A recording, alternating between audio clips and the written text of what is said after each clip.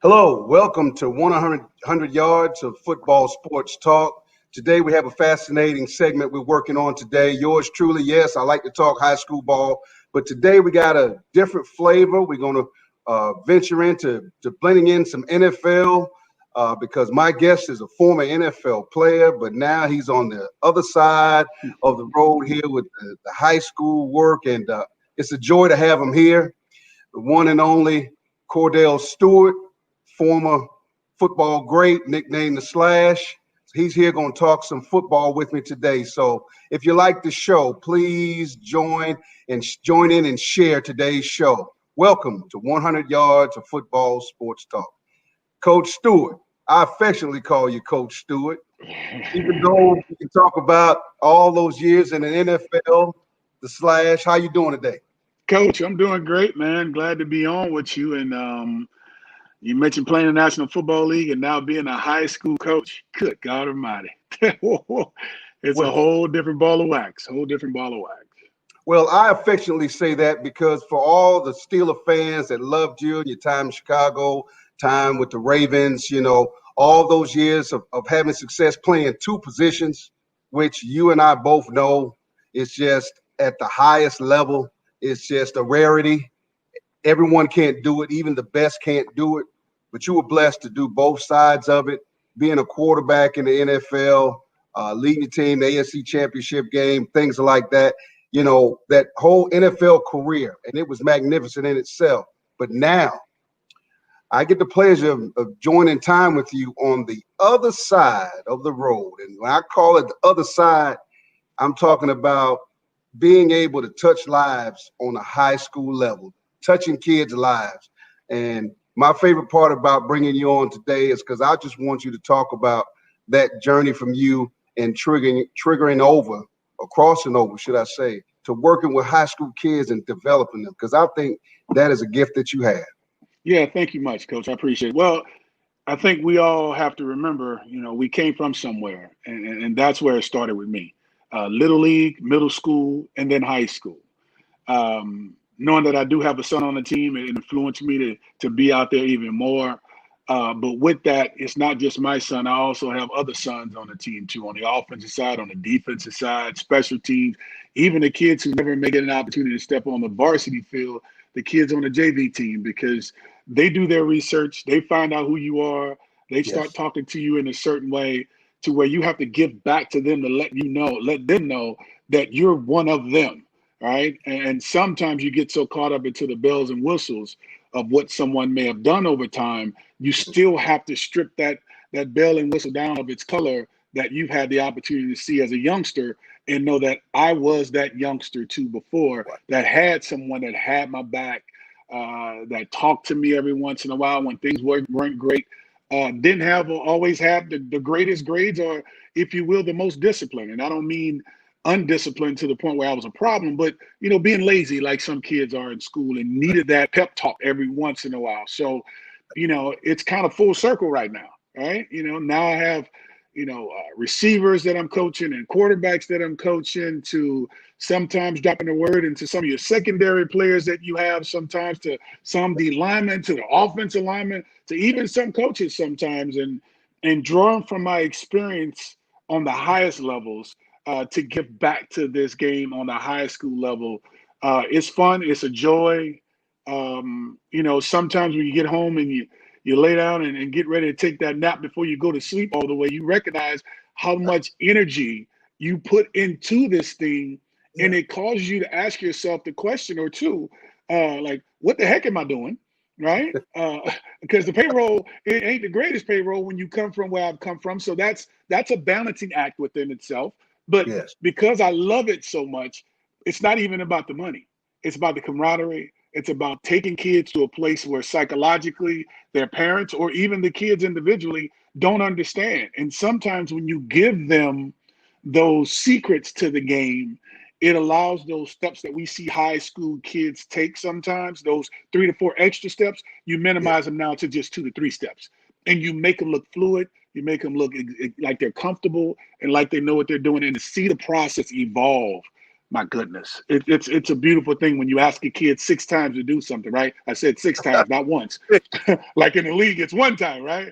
But in high school, it's 6 to 10 times. And finally, at that 10th time when they do it, it's Oh, that joy and yeah. excitement that you see to be like, okay, we're getting one step closer to where we're trying to get to. So that's the joy that I get out of doing it. And see, here's the special part that I've noticed in my time with you, because, you know, in my 26 years of coaching high school football, you're not the first former NFL player that I've joined with on a staff before. And nothing against those other guys that I've been with. They were all special in their own way.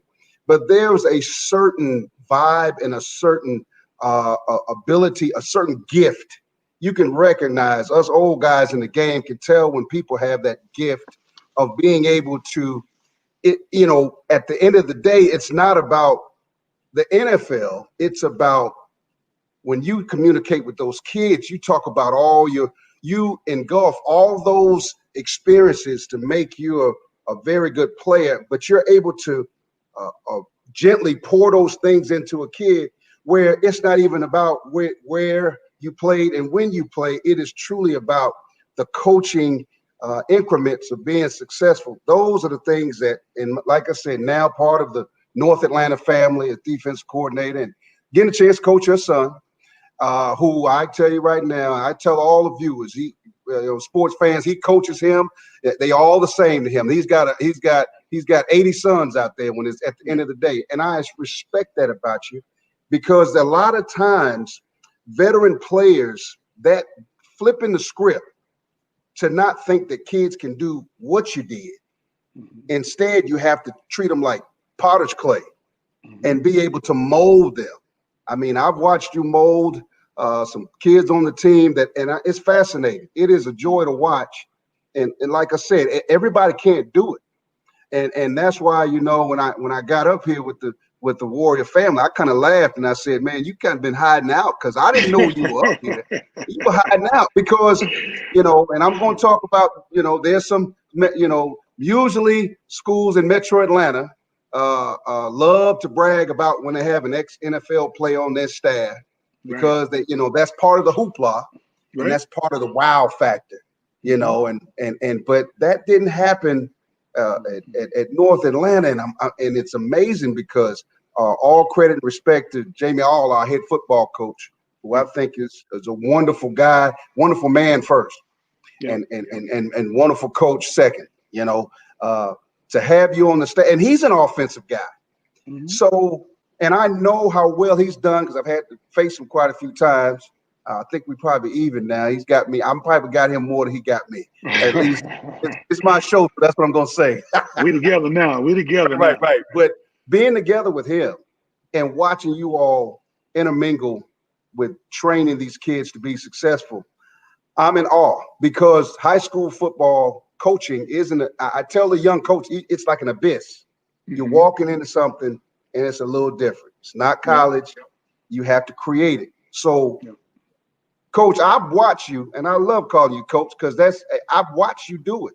I've watched you work with kids, and I watch you spend the after time with them, and that mesmerizes me and gets my coaching energy even higher, because now I feel like I'm part of a family of men working.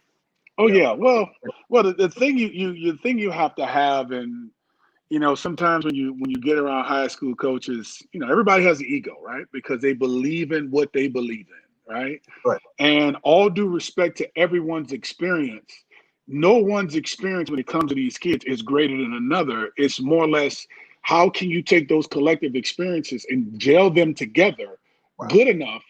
The quicker you can do it, the better, to come under one regime to make it work. And you mentioned Coach All. You know, one thing I've learned, even though I've made it to the highest levels, in order to be a great leader, you got to know how to follow. You know, Amen. and if you learn how to follow, you can learn the ways of those who are leading, to where you then know how to temper what you know and what you've learned into what it is that we are doing. And sometimes, to your point, indirectly, you get some NFL players that come in and think they know everything, right? And they wear it on their sleeves. And you know, every once in a while you get these coaches who are a little insecure in high school because they see you come around and be like, man, just because you play in the league don't mean you know it. Well, sometimes they make you stick your chest out a little bit to the point where you say, I've slept on more film than you watched, right?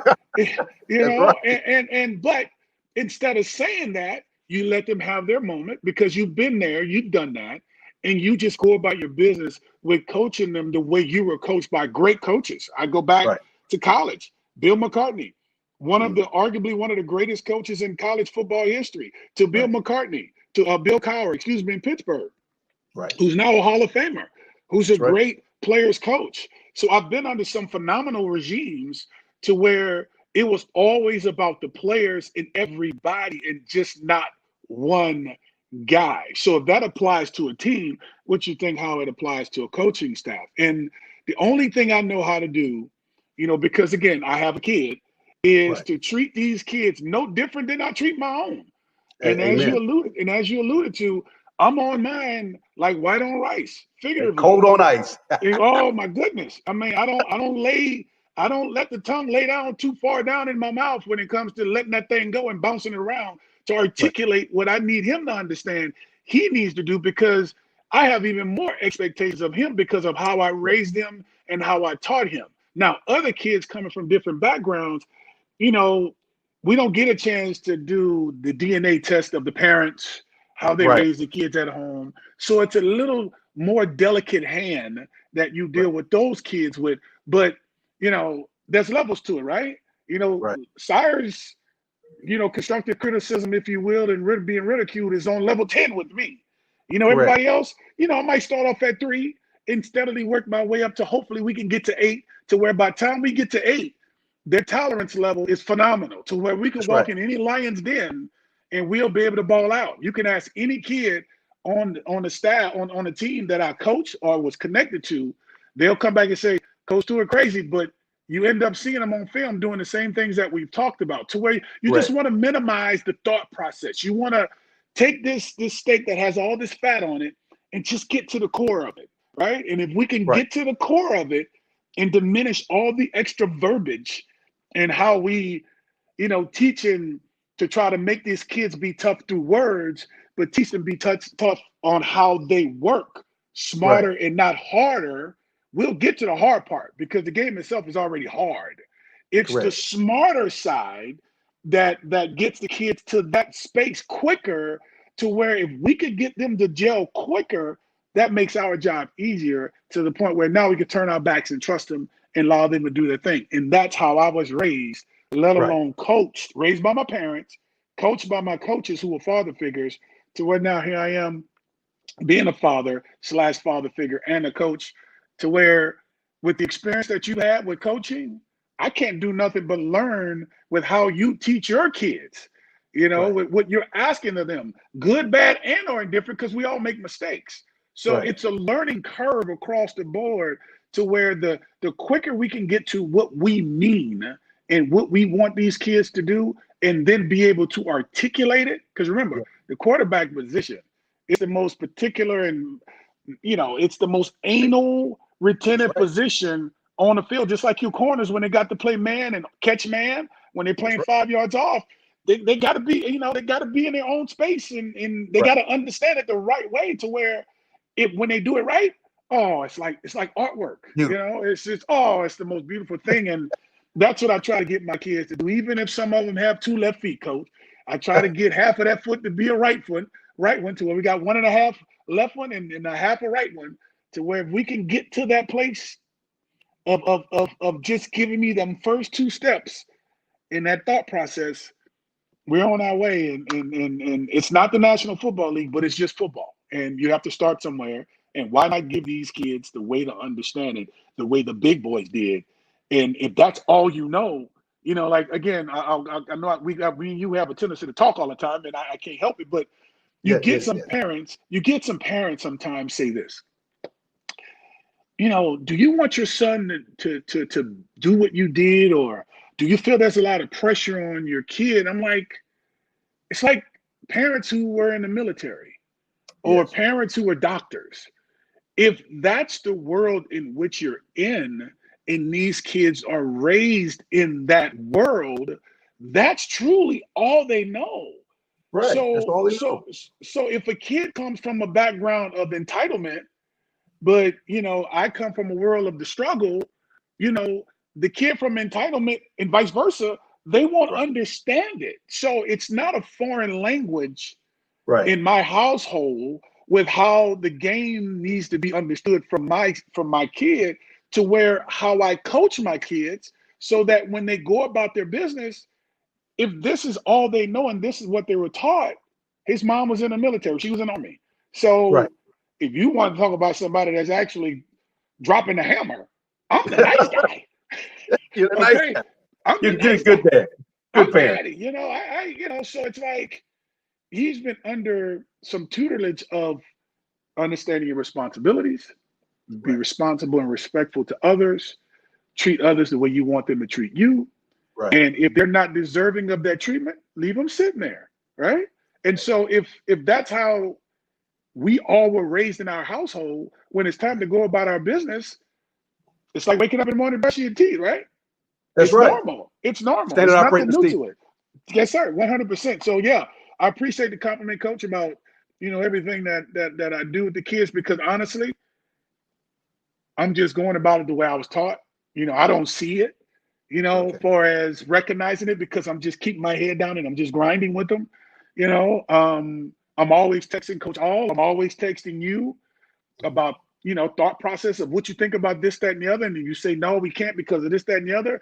At least there's something that's been put into the psyche to see it a little different, to where if we Correct. need it down the road, guess what? We end up using it. And then the philosophies across the board end up being something that we can use as a team to take a Right. school that's like North Atlanta, which is an IB program school, and nobody's giving us love. We come out and shock the world like we've been doing the last 2 years, coach. Going That's to the right. playoffs, and we're gonna shock some more people again this year, knock on wood, if we get a chance to Amen. play. So, hey, the challenge to me, Yeah. knowing that we're playing against high school teams that has a tremendous amount of tradition, where they go to Yeah. playoffs and championships, and we get a chance to go against that talent. That means my work is cut out for me, not my kids. My work is cut out for me, because I'm going up in my mind from an ego standpoint up Mhm. against that, to where that is Right. going to try to stop my kids. That's personal. It's personal. So That's true. that's why you see me pushing the way I do, because our window is only so big because of Right. COVID-19. Right. And to make it work in a short span of time, man, I might No. have to ask for a raise, baby. I might have to ask for Jasmine Hey, Jules might have to give me a raise, baby. yeah, we'll have to get to the athletic director for Atlanta Public Schools, the one and only Jasper Jewell, Jasmine aka Jules. Jerry Jones of Atlanta Public School System. And see, Yes, those are the sir. things, Cordell, that I marvel at, and it's a joy to be around, because that is there are some elements to being a high school coach that are tougher than anything on the face of the earth. And number one is dealing with parents, Oh okay, my goodness. because they think that their son is going to be in the NFL or play for University of Georgia, Alabama, Yep. or Tennessee, or Florida. They think all of that. And in their minds, they think that their son is the best player on the field. And it is a true blending of learning how to, it's a nurturing process. I It is. call it burning sands too, because you got to navigate through it. Yeah. When I was a young buck in the game, before I became a head coach, I had the old school guys try to tell me, you got to watch how you talk to the parents. You got to watch this. You got to learn to be political. I was like, man, I'm Bull Jones.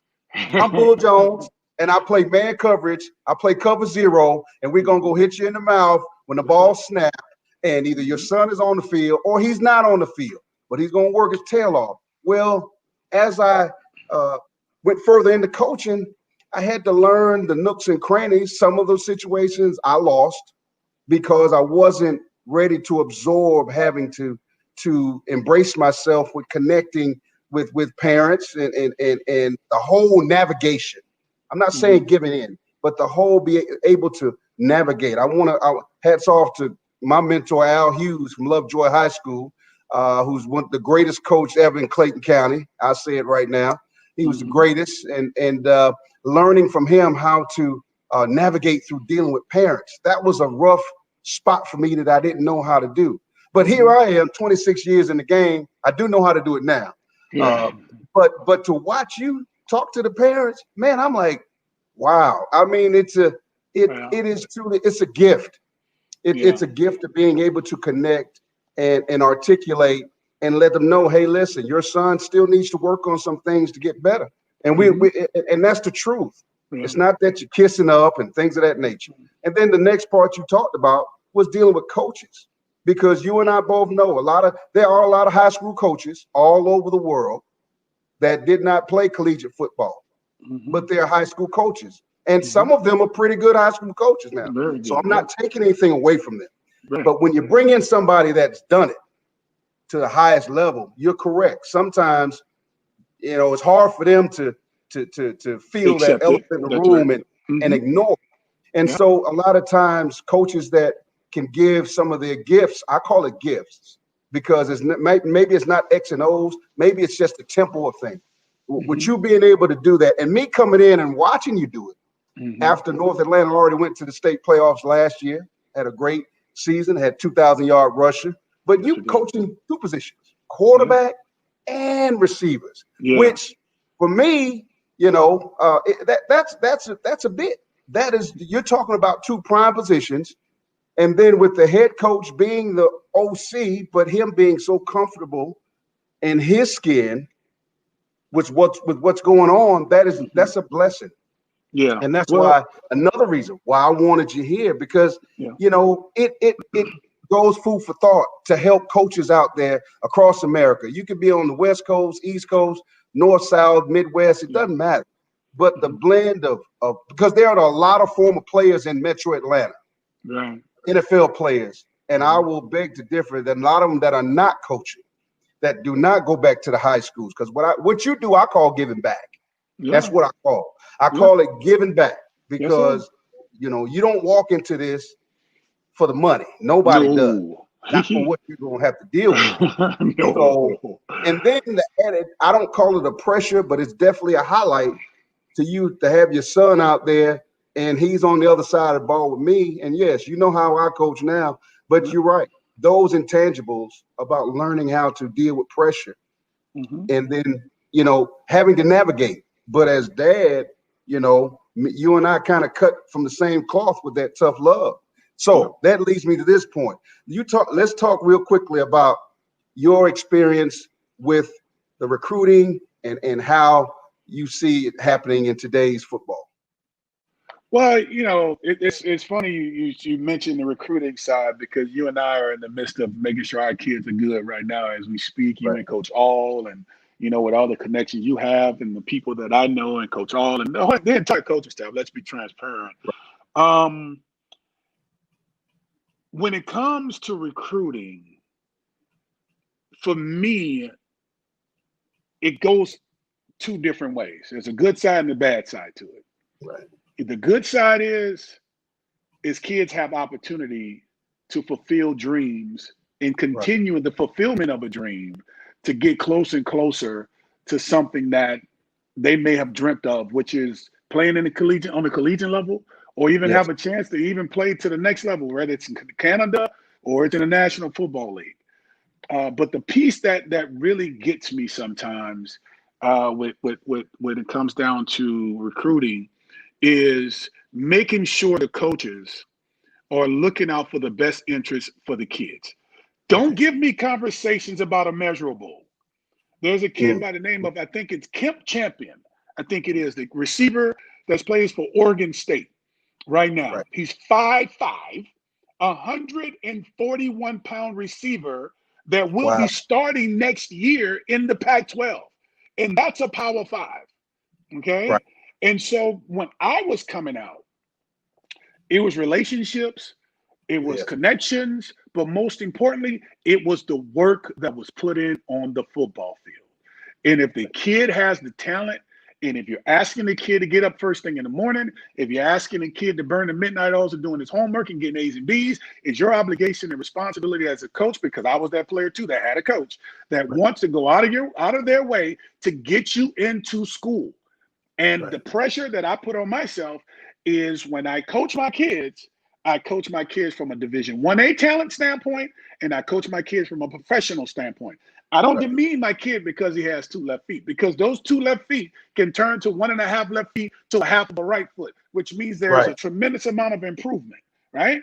So if you teach the kid from the higher level, right, as opposed to just high school level, I think when it comes to the recruiting process, you have more coaches fighting for their kids, but most importantly, more people would want to come to your school because you believe in yourself. See, when coaches don't have certain coaches come into their high schools, it's because they don't believe in what they're doing, because you're the one that's putting the talent out there, right? So I should be fighting against the Pace Academies, to the Lovejoys and the Tuckers and the Westlakes and also the Westminsters, with saying, hey, we got some over here too. You know why we got some over here? Because egotistically, I coached them. That's the way every coach should feel on the staff when it comes to their kid. Not a thing of, is he good enough or not good enough? Because if they're good enough to start on your team and they're working hard for you and they're burning the midnight oils and, you know, having to miss assignments and recover on those assignments the next 2 days or a week because they're so tired, we got to give back to those kids the same way. So this recruiting process and this recruiting thing is the most marvelous situation for any kid. I don't care if the kid comes from a $1 billion family or a family that has nothing. If the kid is good enough and he fits the bill to have an opportunity, because that's all they ever want, it's just an opportunity. If you have the wherewithal, if you have the means and the connections, give these kids an opportunity. Because guess what? You don't just bless your high school program, you're blessing these kids and their families to where when they come out of those scenarios and situations they come out of, and it's not all, I'm speaking for the bottom feeders, because that's where I came from. I was a form of a bottom feeder. It changed the complexity in the life of a family. And today, education doesn't have a color on it. All it has is the criteria, which is if you're eligible, if you're good enough, you have the test scores, hey, baby, there's a place for you. And trust me, if I could do what I can for you to help you get in, that's my job. And that's the joy I get out of it, because that's the joy my coaches. And trust me, when I got inducted to the University of Colorado Hall of Fame, and that was about, I think I got inducted in November of last year. I had my high school coach, Coach Tom Levine from my high school. I flew him up to the University of Colorado, had my strength coach and Mad Dog, all right? Coach Jeff Madden, Mad Dog, right? I flew them back with me because those are the guys I remember most who was really fighting for me. Had them come to my ceremony. Coach, I'm going to tell you something. Sitting in that suite at the University of Colorado, you know, with my son who I brought with me, to having my coaches and all those, my college roommate who was there with me all 4 years. Oh, man, you talking about was a joy. We brought New Orleans to Boulder, Colorado, man. And that kind of stuff make coaches like yourself, like me, like my high school coach, be like, this was the greatest experience of my life. And I'm sitting there thinking all the things I've experienced, and I don't want to take none from it, but I'm like, if this is what makes him happy because of what he did for me, and this is what I'm giving back, and this is all he needs, shit, excuse me, we got to go to work. That's right. I have enjoyed, Coach Stu, my brother. I have enjoyed, great minds think alike. I have mine on today too. It's time to get ready to go to work. Thank you so much for taking time out. I respect and love everything you do with these kids. I'm glad to be on the team with you. So thank you for coming. And for those that have enjoyed the show, if you like the show today, please join and share. Once again, we are 100 yards of football sports talk.